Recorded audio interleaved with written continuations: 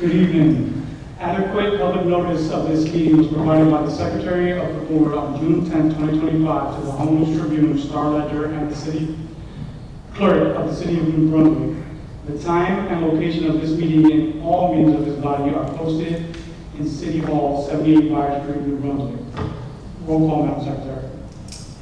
Ms. Alvarez. Yes. Ms. Caldwell. Ms. Jacquez. Here. Ms. Ortiz. Here. Ms. Davida. Here. Mr. Spencer. Ms. Morella. Mrs. Medina Hernandez. Here. Mr. Adorno. Here. We have a quorum. Thank you. Please rise for the flag salute. Dr. Young.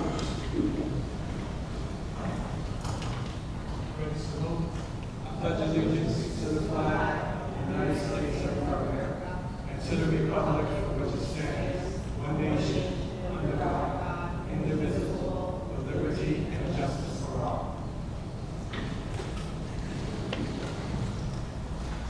Reminder, the next regular monthly Board of Education meeting will be held on Tuesday, August 19, 2025, beginning at 7 p.m. at Brunswick High School in the auditorium. Moving to item number 3, presentation of the Spring 2025 New Jersey Graduation Proficiency Assessment Results. Slideshow her. Okay. Go ahead. Swap over.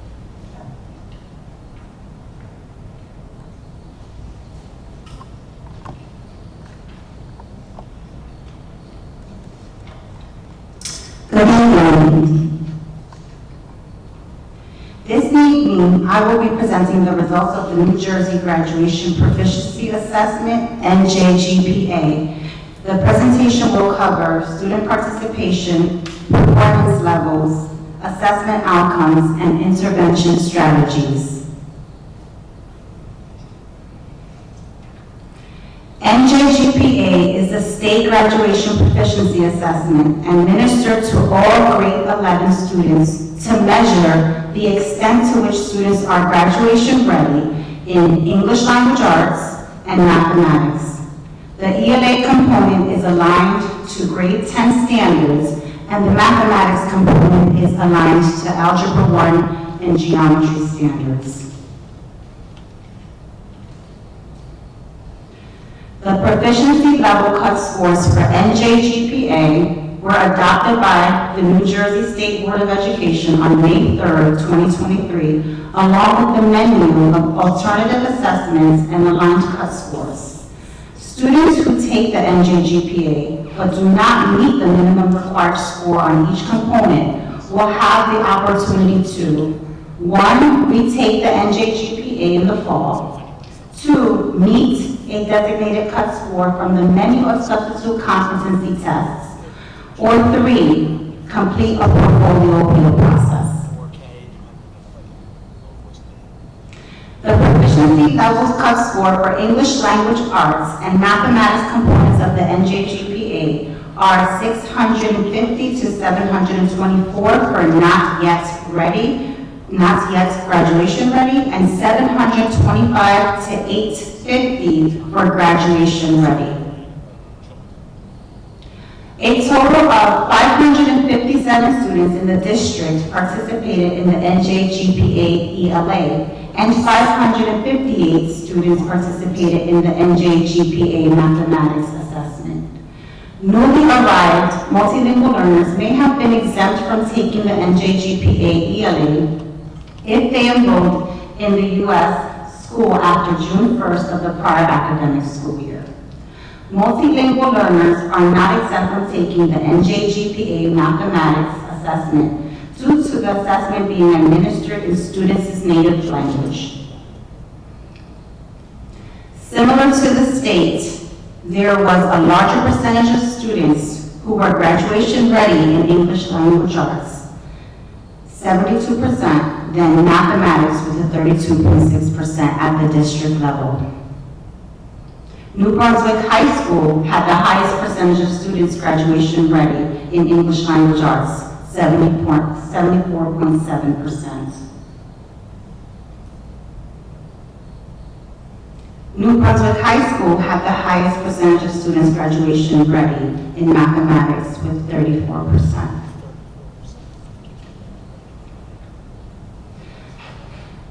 The Hispanic or Latino, Black or African American, and economically disadvantaged subgroups share similar graduation-ready performance in ELA as compared to the district. Ability diverse and multilingual learners do not perform at the same level. We see the same results in the mathematics and JGPA assessment as well. New Brunswick Public Schools saw growth in both ELA and mathematics from spring 2023 to spring 2025, with a 4.3 percentage growth in ELA and 5.9 percentage points growth in mathematics.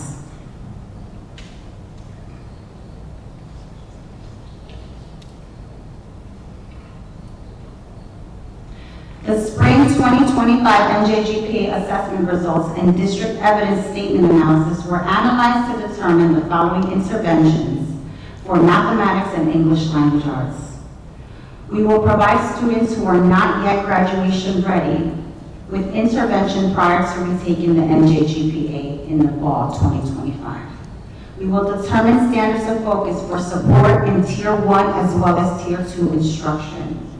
We will provide targeted interventions during the advisory periods to strengthen conceptual and procedural knowledge. And lastly, we will engage identified students in Tier 3 supports of interventions during mathematics and ELA labs. The standards listed on this slide are the Algebra 1 and Geometry Mathematical Focus Standards that have been identified using the Spring 2025 NJGPA District Evidence Statement Analysis. These are the focus standards for Tier 1 and 2 instructional support as well as for Tier 3 intervention. The standards listed on this slide are the ELA focus standards that have been identified using the Spring 2025 NJGPA District Evidence Statement Analysis. These are the focus standards for Tier 1 and 2 instructional support as well as for Tier 3 intervention. Thank you. Thank you, Mrs. Hill. Can I have a motion to approve the June 17th monthly board minutes? Madam Secretary? Ms. Alvarez? Yes. Ms. Jacques? Yes. Ms. Ortiz? Yes. Ms. Sevilla? Mrs. Medina Hernandez? Yes. Mr. Adorno? Yes. Motion approved. Thank you. Item number 5, Superintendent Report, Dr. Compton. Yes, good evening. As of July 2025, we enrolled 8,704 students. In June, there were no cases of harassment, intimidation, and bullying. There were 224 district suspensions. There was staff attendance was at 94%, and student attendance was at 89%. Just like to give a couple announcements. On June 25th, Pathways Middle School and P-Tech held a ribbon cutting ceremony to celebrate the grand reopening of their newly remodeled media centers. These revitalized spaces feature modern furniture, a refreshed paint finishes that created an inviting and student-centered learning environment. The new media centers have been equipped with cutting-edge STEM tools, including 3D printers, virtual reality headsets, and other interactive technologies designed to enhance student engagement and exploration. We definitely want to extend our gratitude and thanks to Abby and the Heart of America Foundation for their generous support, as well as our own dedicated district staff on their hard work and commitment to help bring this vision to life. Our summer school programs are in full swing across the district. This includes academic support, enrichment activities, credit recovery, and transition programs for our middle school and high school students. Students are engaged in coding, STEM, literacy, and project-based learning experiences. As of right now, our custodial teams are actively preparing buildings for the new school year. They're doing their deep cleaning, repairs, and checking systems. Work is being streamlined through our summer operations seeds plan to ensure all buildings are fully ready before September. And lastly, we continue to work on hiring for our critical roles, especially in bilingual and special education, math and science, and our HR team is actively onboarding high-quality, qualified candidates while also addressing areas of attrition. That concludes my remarks. Thank you, Dr. Johnson. Can I have a motion to approve the superintendent's report? Second. Madam Secretary, roll call. Ms. Alvarez? Ms. Jacques? Yes. Ms. Ortiz? Yes. Ms. Sevilla? Yes. Mrs. Medina Hernandez? Yes. Mr. Adorno? Yes. Motion approved. Thank you. Item number 6, Facilities Committee report, Mr. Senator Hernandez. The Facilities Committee was held on July 9th at 5 p.m. We started our meeting with a status update on all our summer school facilities projects.